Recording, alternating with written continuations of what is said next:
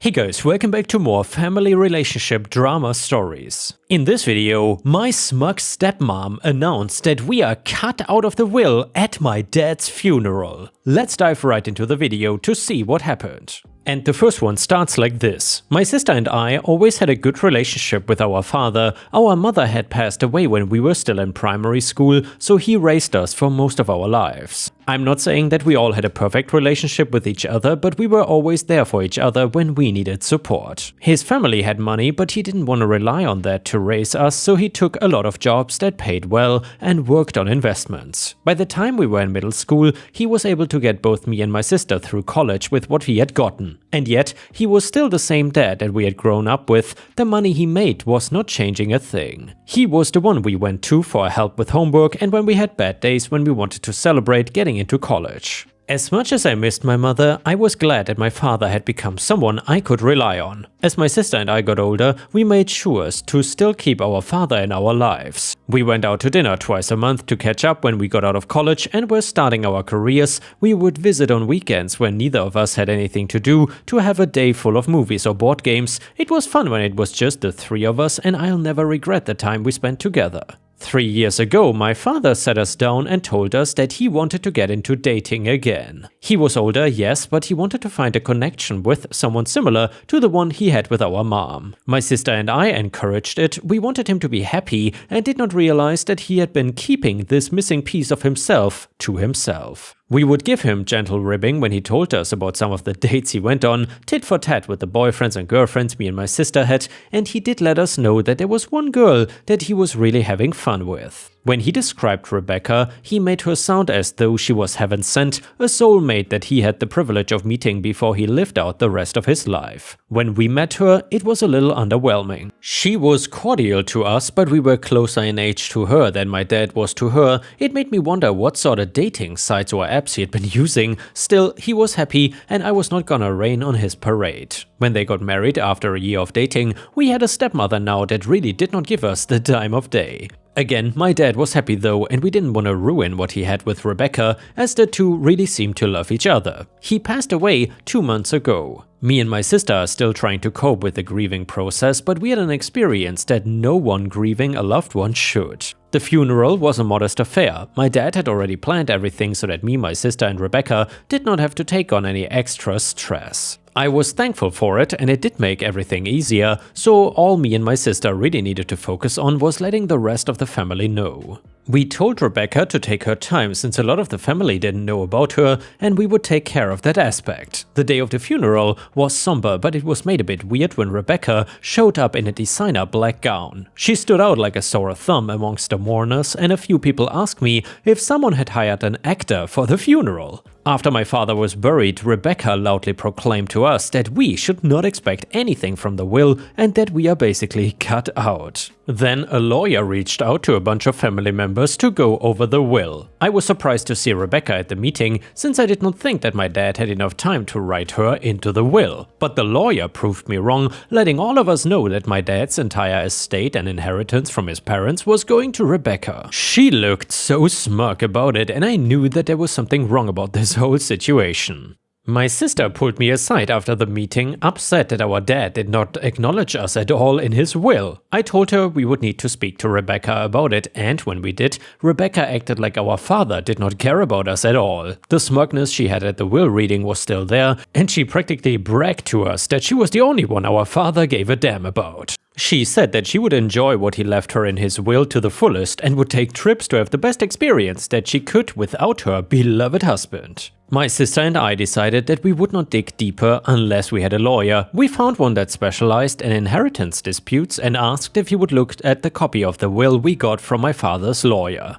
Our lawyer wanted to know more about our stepmother, and we gave him as much information as we could since we didn't know her for that long. He said with our permission that he wanted to do a deeper dive into our stepmom's finances, and we said yes. About 2 weeks later, our lawyer called us to ask about some discrepancies he noticed in our dad's finances. So my sister and I checked over what he gave us, and it looked like there was a monthly withdrawal from my dad's account to the month after he met Rebecca. The withdrawals were large, close to hundred thousands and we got worried that someone had scammed our father. Even though we had a suspect, our lawyer was candid with his reply and told us that from our stepmother's finances, she was the one who took the money based on the deposits and withdrawals. We told him about the will and he told us that he would look into it further. Not even 2 days later, our lawyer said that he needed to speak to us with our stepmother present. We decided to invite her over for what she assumed was a small get-together. She didn't pay us much mind, but when our lawyer came in, she was very attentive to him. He sat all of us down and explained about the missing funds from my father's account and then said that the will that was read to us was not in our father's handwriting.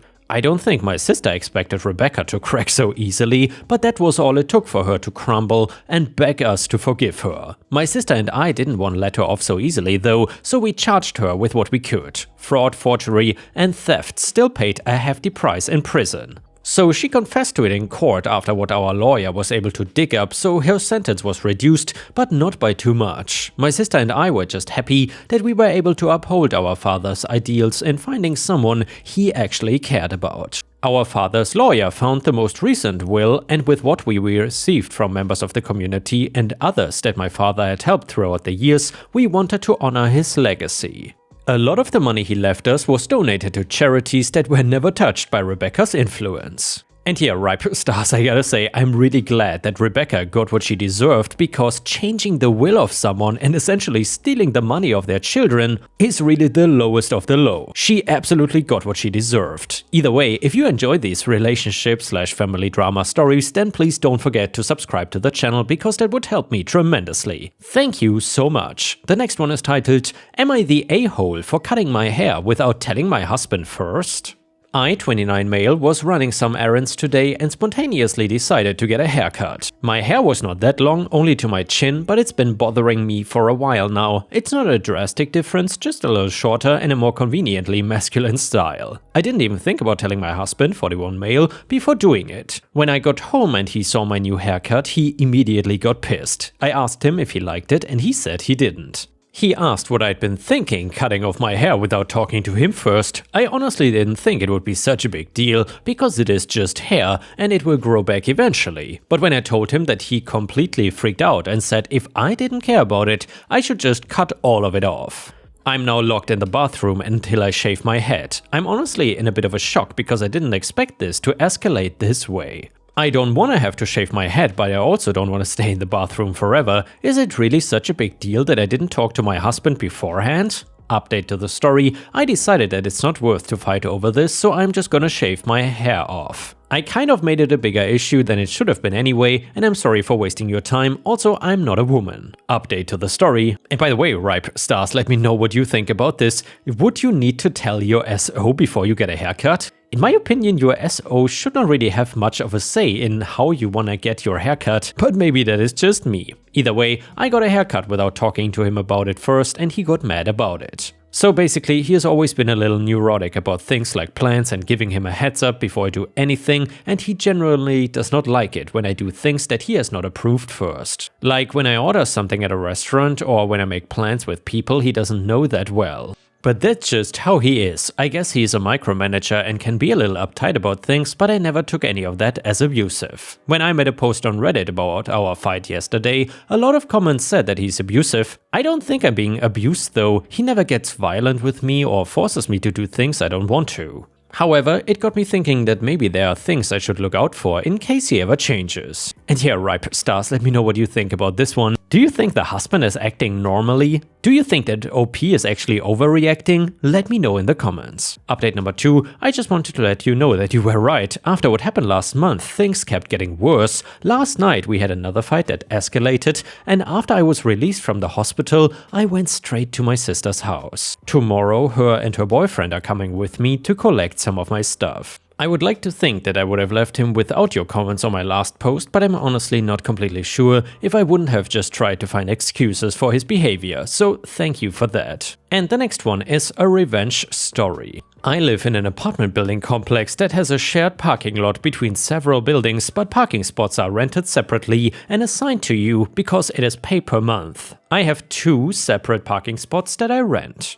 One is for my car and the other one is for my motorcycle. Now, currently, I only have my car here because I cannot get the motorcycle out of storage yet, so there's an empty spot. I will park in one spot and swing the front end over while backing in so that I'm over the line, blocking my second spot. We also require a letter from the landlord stating that we rent X number of spots so we can ticket and tow them should someone park in them. I have this letter because I will always have an empty spot while I'm gone, and people are a-holes. Lead up for the other guy, this fellow is known for parking illegally around the parking lot. He parked in my friend's parking spot a few months ago, which is right beside his assigned spot, and he also parks on the road literally 3 feet from the curb, basically in the middle of the road. He will also park in the no parking zones. I know a few people who have seen him parked illegally. So cue the events of today. I slept in late and didn't go anywhere until 5 PM today. When I did decide to go out, I was quite surprised to see Mr. Van parked beside me, the opposite side of my other spot.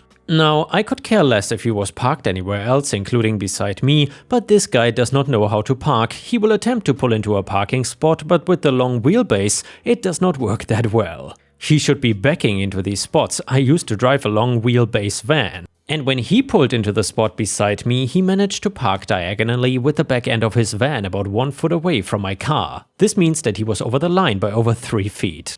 I said I want a call to get it ticketed, but it will have to wait until we come back. We return from the mall and he is still there, so I call by law and request a bylaw officer to ticket the vehicle. Not even 20 minutes later, there's a bylaw officer there to ticket him. I have to go out and meet with him, provide the letter stating that I rent the spot he's overlapping, and provide ID that matches the letter, and sign some documents stating that it's the right vehicle and confirm that I just want him ticketed.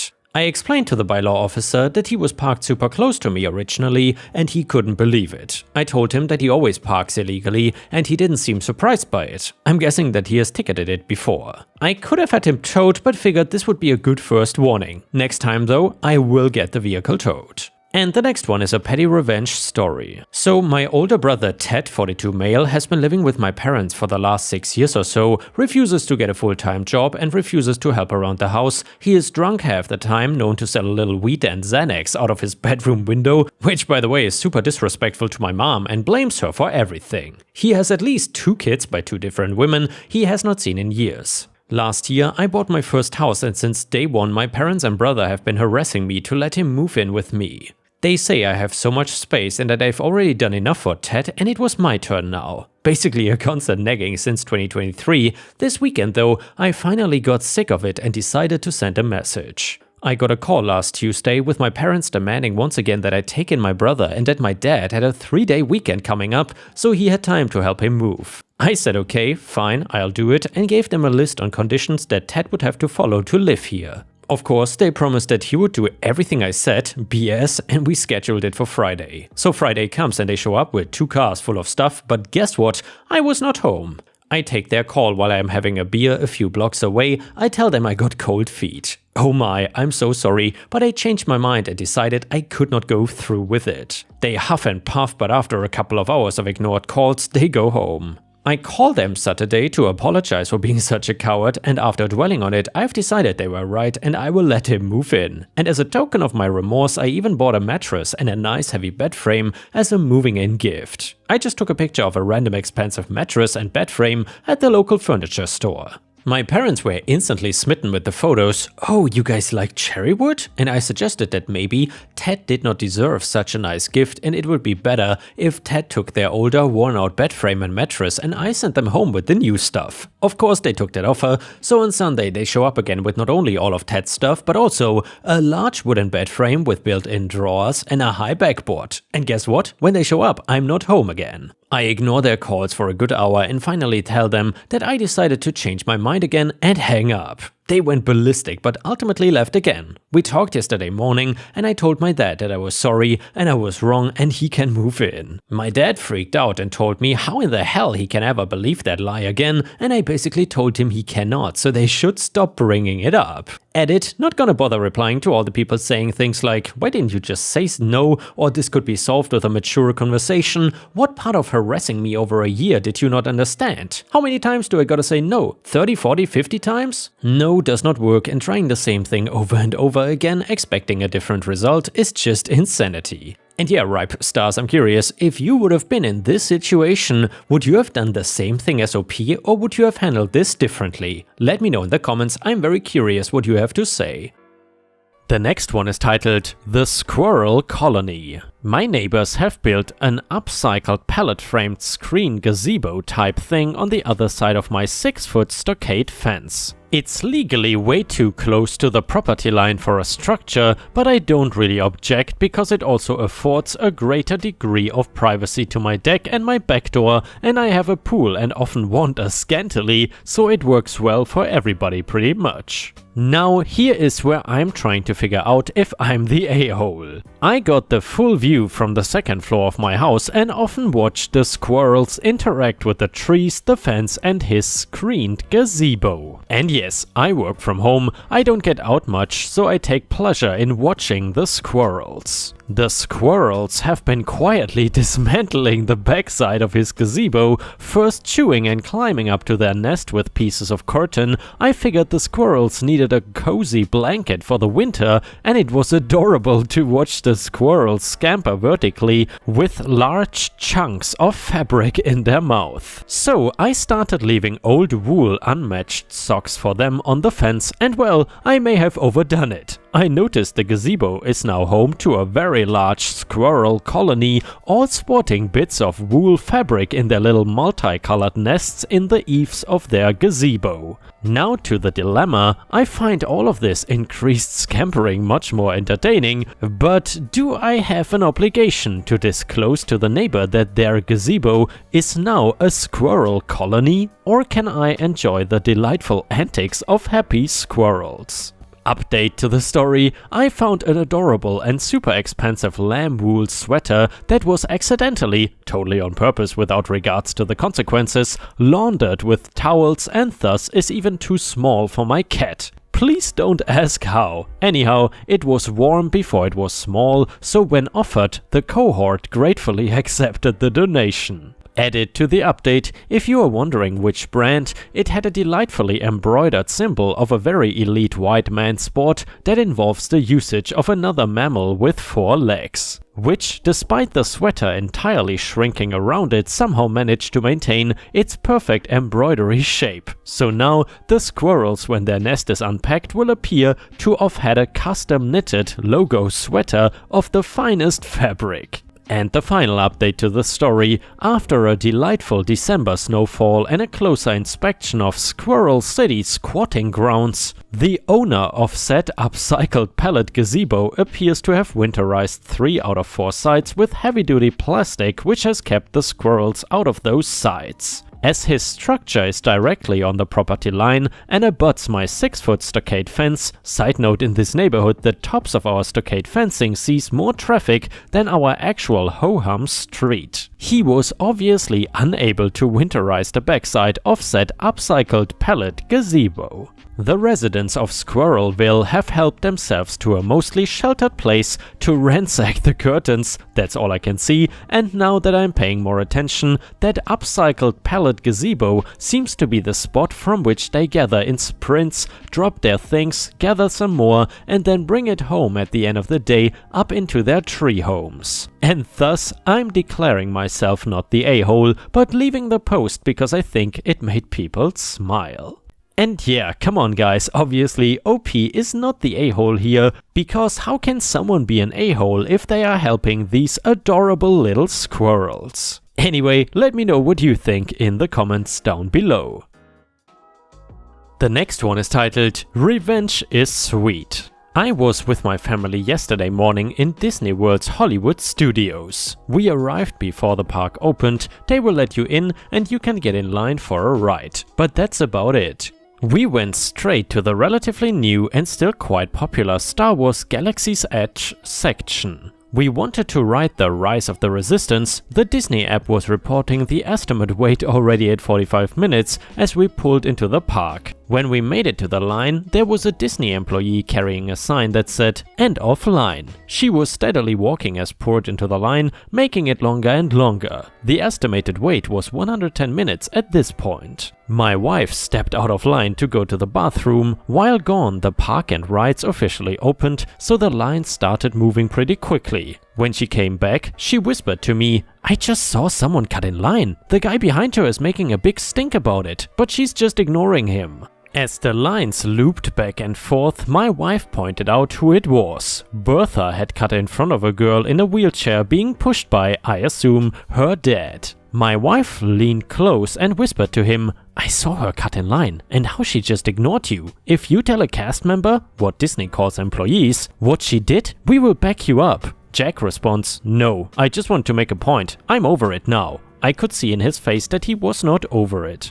I thought, that's not how you make a point, that's how Bertha makes her point. So I waited and walked past several cast members. We are all outside, it is hot, humid and absolutely miserable. We wound back and forth, seeing Bertha and her smirk. We were almost indoors in sweet air conditioning, and I saw another cast member and I stepped out of line.